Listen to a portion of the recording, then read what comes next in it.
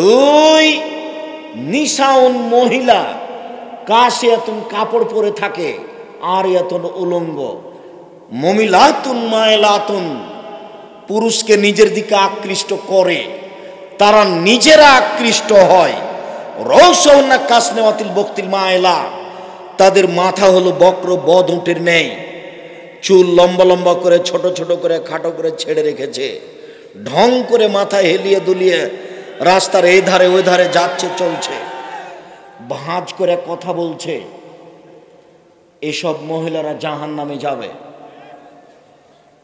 যার কারণে বেশিরভাগ মহিলা জাহান্নামে। তিন শ্রেণীর মানুষ জাহান্নামে যাবে। এক, মধুমেনুল খামর, যারা নিয়মিত বিড়ি তামাক জর্দা সিগারেট গুল নেশাদার দ্রব্য খায় পান করে তারা। দুই, আর রাজলাত মিনান নিসায়ে পুরুষের বেশধারী নারী, যারা পুরুষের জুতা স্যান্ডেল পরে, যারা পুরুষের শার্ট প্যান্ট পরে, যারা পুরুষের পোশাক পরে, এরা জাহান্নামে যাবে। তিন, দায়ুস আল্লাজি কুরফি আল্লাল খাবাসা, যে তার বাড়িতে বেহায়ের সুযোগ দিয়েছে।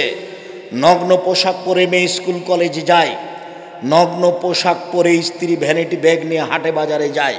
কই আমরা তো কোনোদিন হাটে বাজারে যাই না, তো আমরা তো বেঁচে আছি। কোনোদিন আমাদের বাজারে যাওয়া লাগে না মহিলা মানুষকে, তো আমাদের তো চলছে। জীবনেও কোনোদিন যায়নি। যাওয়া যদি শুনি তাহলে তো অজ্ঞান হয়ে যাবে। ইন্না লিল্লাহি ওয়া ইন্না ইলাইহি রাজিউন, এ কি কথা? তা আমরা তো আছি। আপনার বউ রোজ যায় কেন? কাপুরুষ হিসাব পান না, যাবে কেন? সারাদিন মানুষের গুতা খায়, ধাক্কা খায়, মোহর দেন আপনি আর আরেকজনের ধাক্কা খায়, খারাপ লাগে না? পুরুষ হতে হবে। পুরুষ মানে চোখ যেভাবে ঘুরে বউ সেভাবে চলে, তার নাম পুরুষ। চোখ যেভাবে ঘুরে বউ সেভাবে চলে, তার নাম ক্ষমতা। উপার্জন করি আমি আর ঢং দেখাই ও, এটা পুরুষ নয়।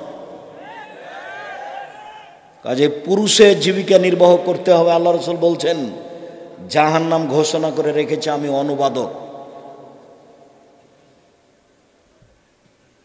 জাহান্নামের পরিচয়, জাহান্নামকে টেনে হেঁচড়ে নিয়ে যাওয়া হবে, তাহলে জাহান্নাম প্রস্তুত, রেডি আছে।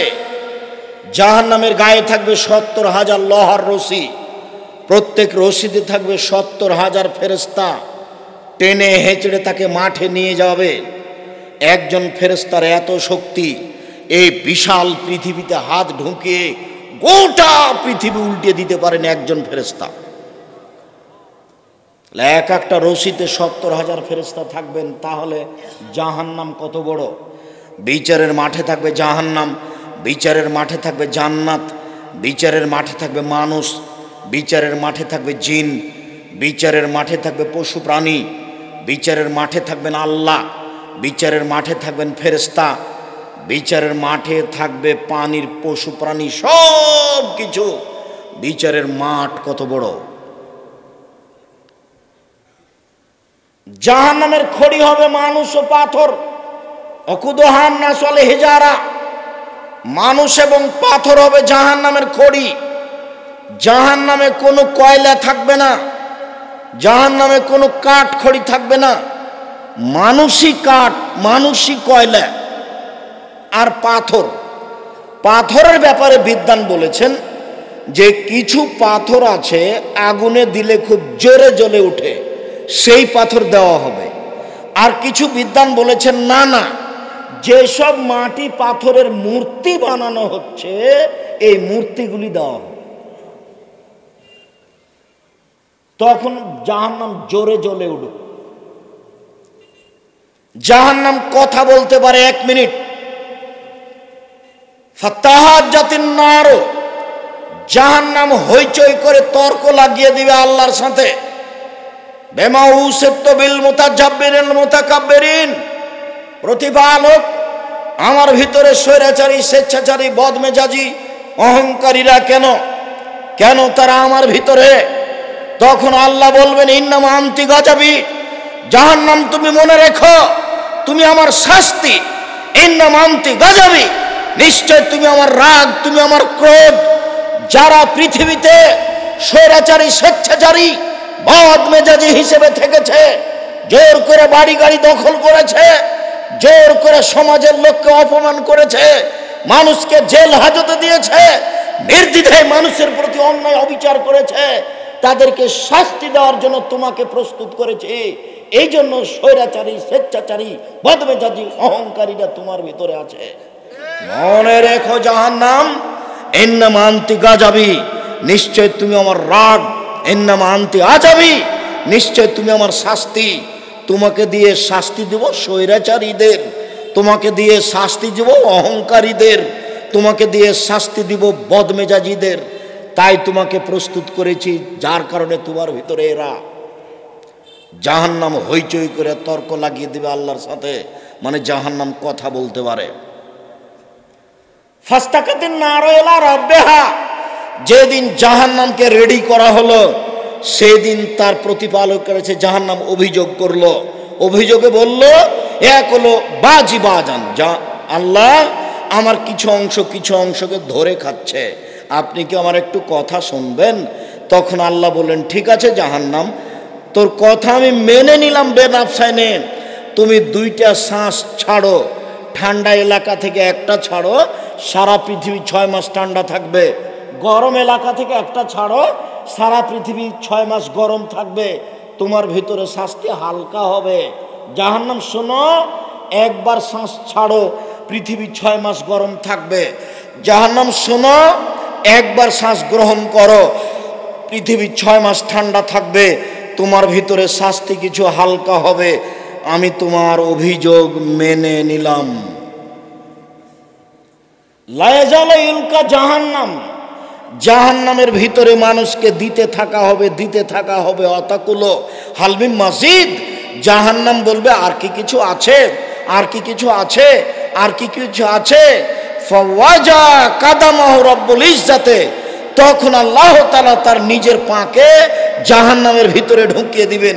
ওয়া ইয়ানজাবি বাজুহা বাজান, জাহান্নামে কিছু অংশের ভিতরে ঢুকে একবারে চেপা লেগে আঁটো হয়ে যাবে, আর মুখে বলবে কাত কাত কাত, যথেষ্ট যথেষ্ট যথেষ্ট। জাহান্নাম কথা বলতে পারে।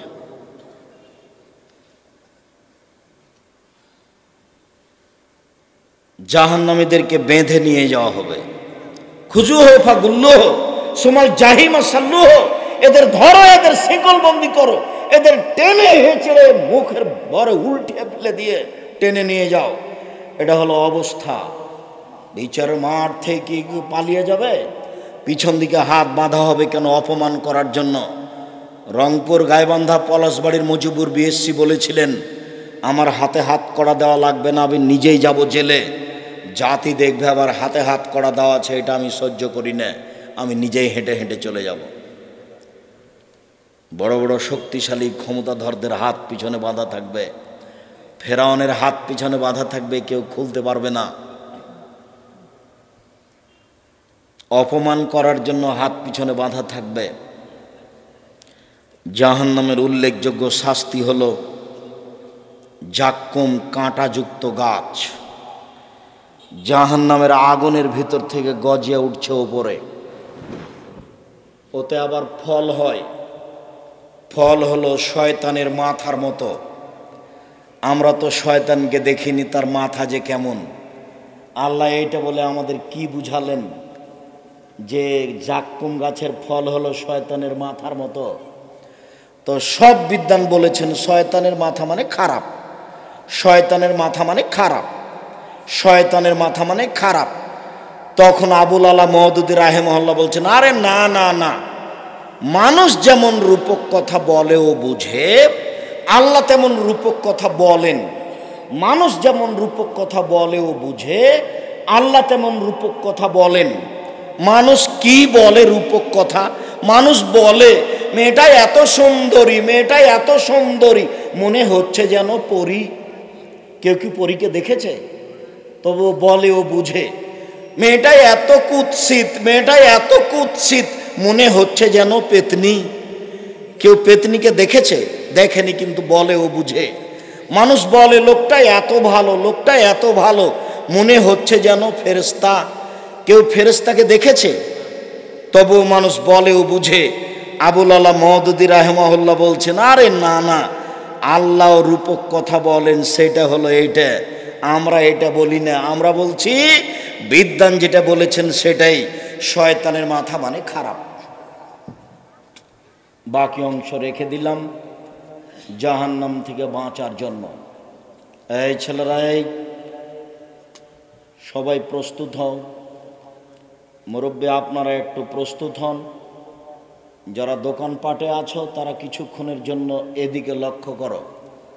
দিনী বোনেরা, আপনারা যারা যেখানে আছেন একটু খেয়াল করেন, পাশে কেউ ঘুমিয়ে থাকলে তাকে জাগিয়ে দেন।